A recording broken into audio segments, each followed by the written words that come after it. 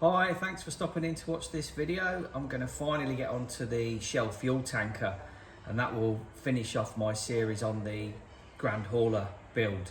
So if you haven't already checked that out, there's a fairly detailed set of videos where I built the Grand Hauler and installed the multi-function control unit and all that sort of stuff. And with this one, I've got the motorised leg support kit, which again, there's a previous video showing that being built ready to go. I've just put the aluminium oil dampers together, and there's also the light kit to go in. So all that will work with the truck through the remote. The only thing it won't do is disconnect the power cable that goes from the tanker to the tractor. So yeah, let's get on with it. Before I start, I thought I'd just show you the contents of the box before it all gets ripped open. So obviously you've got the instruction manual there. There's this kind of flat box with all the bits and pieces in. What makes this quite special is the Shell decals, which I believe this kit's now discontinued. You can get fuel tankers, but they're not branded up as Shell, so better not mess up sticking those on. Yeah, there's the fuel tanker itself, which has got like a film, because it's stainless steel, I think, and it's got like this protective film over it. And then inside the box here is all the main chassis components, which I actually protected with a bit of bubble wrap beforehand when I checked it all over a year ago when it came all the way from America. So everything in here is metal. Just having a little read of the instructions, and I've got the motorised leg support kit instructions open at the same time, because if you go over to them, it tells you, this here being the tanker, the greyed out parts of the bits you keep and the white parts you remove. So it's assuming you've already built the tanker and you're retrofitting the motorised leg support kit. So it doesn't make it that easy to do. So I'm gonna have to cross-reference as I go. So I won't go on too much, but essentially build part one and then skip part two, because they're your regular legs. Things like this little part here, probably you don't put in just yet, and this bit, because over here, you know, you don't need those. So there's going to be a lot of backwards and forwards. And oh yeah, there's two more boxes I found. These are actually inside the tanker, so it's full of all the chrome parts, plastic parts. There's even a little polishing cloth, more bits. There's the rims, screw bags, metal parts, quite a lot here. And the first part of part one has you taking the plastic parts off the D-tree, which are pre-painted, and installing them onto the aluminium piece like a tray. And also there's some rubber edge strips you've got to cut to size and install. Obviously the hardware's thread locked in, and the rubber has to be cut to size, so that's it right there on the edge. So I put these bits on first and then measured that and cut it exactly to fit and stuck that on.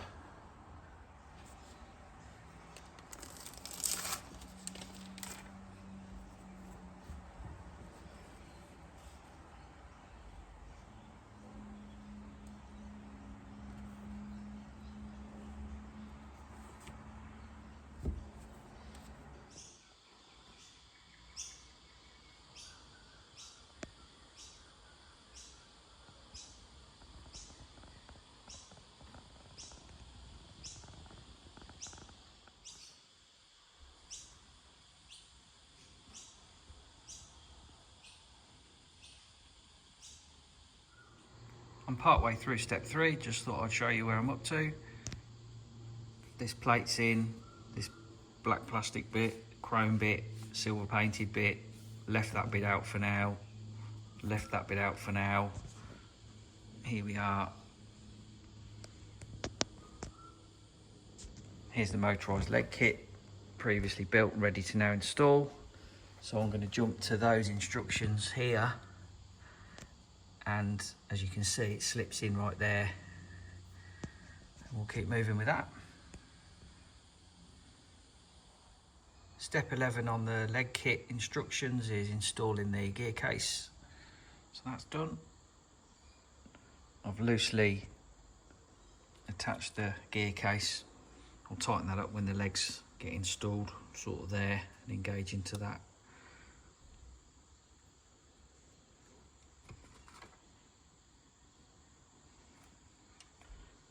So now on to step 13, because I've already built the leg crank.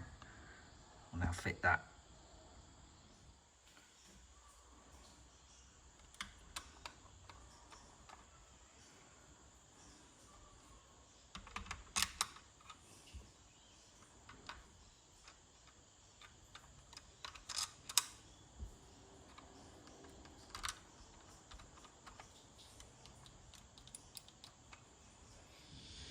The motorised legs are installed and I've tidied up the wiring.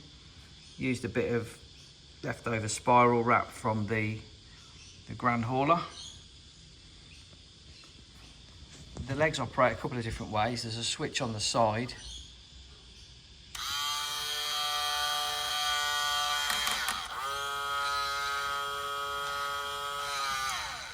And then there's the switch at the front that the truck servo will operate.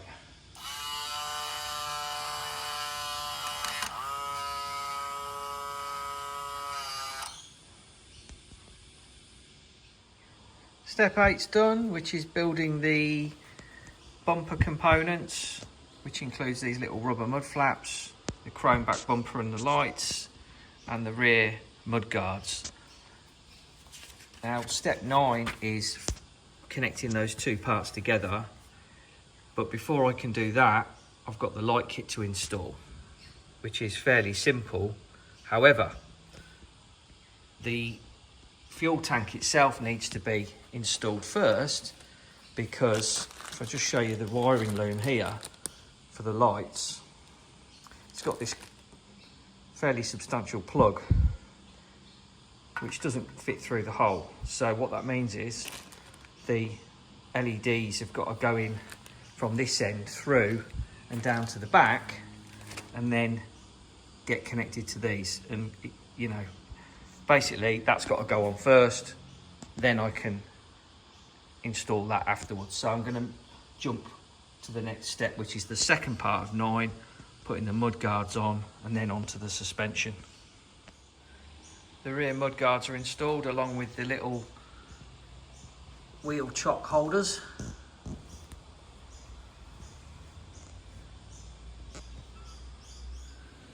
Step 10, making the leaf springs, is done. I have made a slight change though, because in the instructions it tells you to use the flange nuts, which is one of those. And on the grand hauler build, it tells you to use the little captive lock nuts. So I had some spare and I've put those on instead because they look a lot neater. Those things are massive, and the base of the nut hangs out sort of over the side of here. It just looks untidy, so I've made them the same as they are on the grand hauler. Step 11 is installing the rear suspension plates and leaf springs. Step 12, making up the wheel axles, and I'm installing a set of Plague V2 premium bearings. So these can go in there.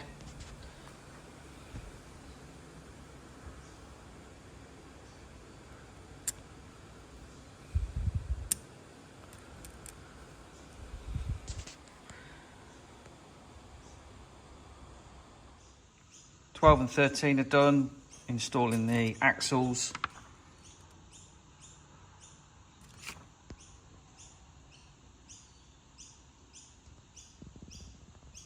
Next is the dampers, and again, same as on the grand hauler, I won't be installing the standard ones. I've got the oil dampers to go on.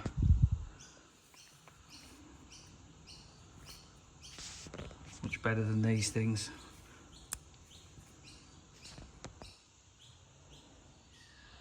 Step 14 is finished, the dampers are installed.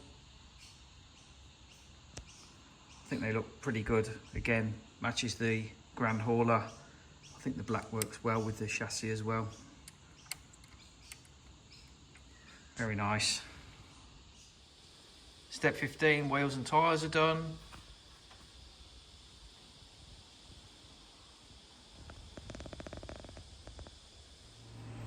Step 17 is a big one, attaching the main fuel tank.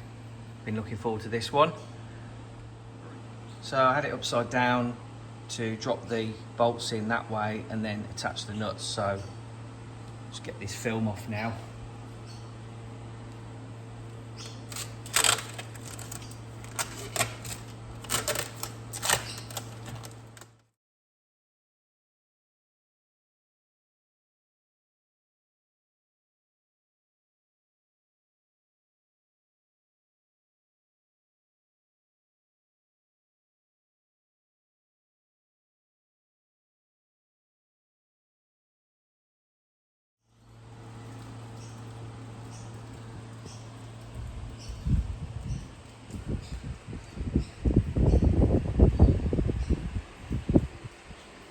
Still working on step 17, and I've attached the top deck, which is there, and installed the little silver details here.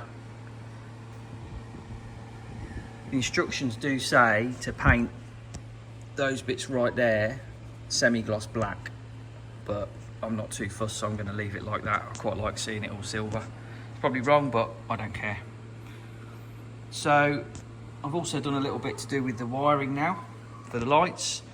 So here's the instructions for that, and there's like a rubber grommet that goes in there in place of the chrome cap that you'd put if you weren't putting the lights in. So that goes at the front end of the tanker, and I've already fed the wire through that grommet, so I've had to sort of make a hole in it and just make it a little bit bigger to pass the wire through to get all these LEDs through. So I'm going to get that installed now. There's the front end of the tank ready to get installed. There's the wire with the lights going towards the back. And then they are ready to just poke through that black grommet there that will then take them to the bumper.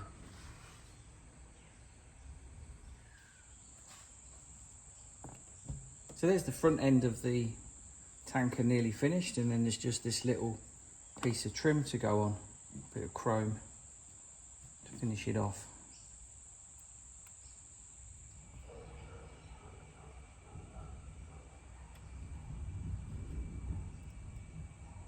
You might be able to hear the thunder. It's about 30 degrees here and really humid at the moment.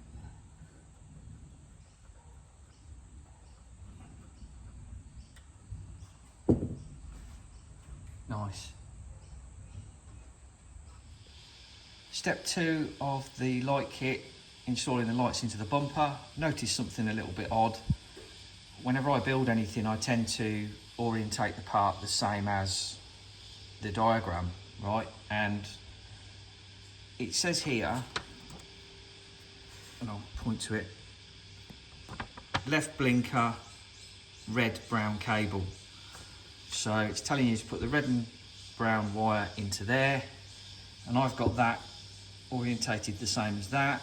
So that's the top of the bumper, even though the truck's upside down, and those parts there are the top of there, so I'm not going crazy.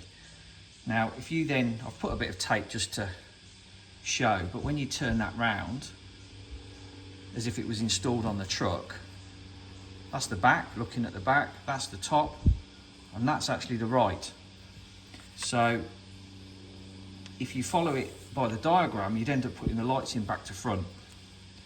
So I'm assuming that the left blinker is the red and brown, so I'm going to go with that and do a test, and hopefully they're the correct way around. Here's the wiring, wired the opposite way to the diagram, but following the written instructions. So again, left blinker, left side, which is actually that side. So we'll go for a little test now.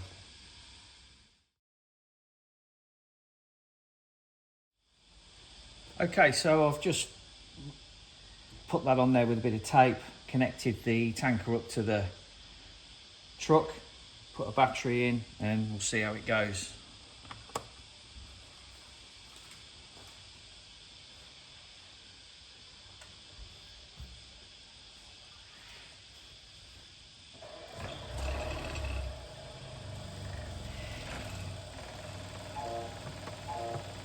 Horn still works, awesome. So left, and then we've got the left indicator on, same as on the truck, and right is right. And then brake should put the brake lights on. There we go. Awesome. Let's get this wired in properly now.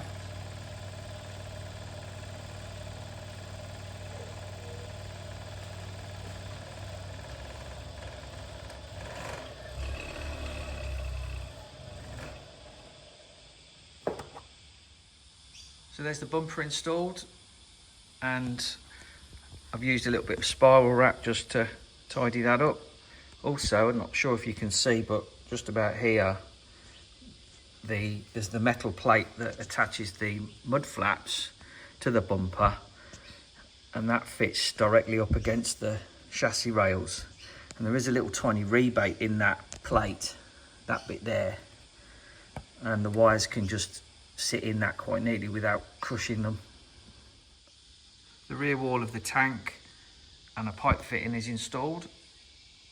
Step 18 done. Before I do 19, which is the ladder and the last few detail parts, I've noticed on the sticker page there's one that goes behind the ladder, so I'm going to put that on first.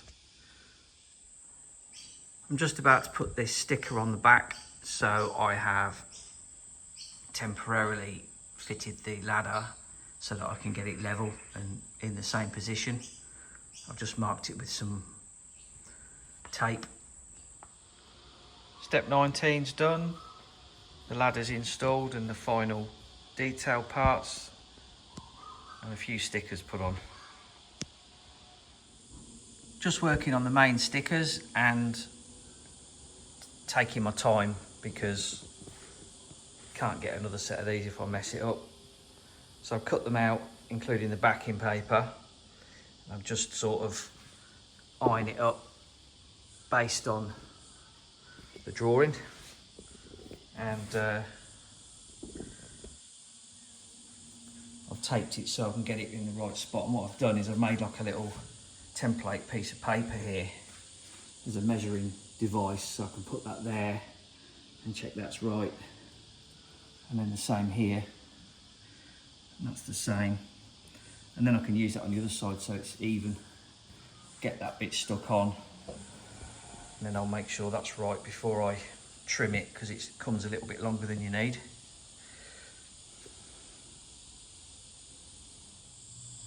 The stripes installed on the one side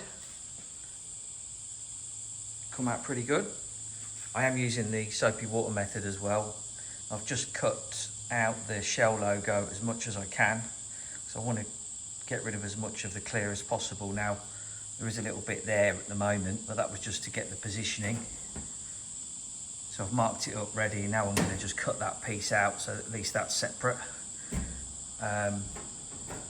Just out of interest, I use a steel rule for cutting out the decals, and I put a bit of masking tape on the back, and that makes it kind of non-slip on the decal for when you're cutting it out. Finished. Decals done.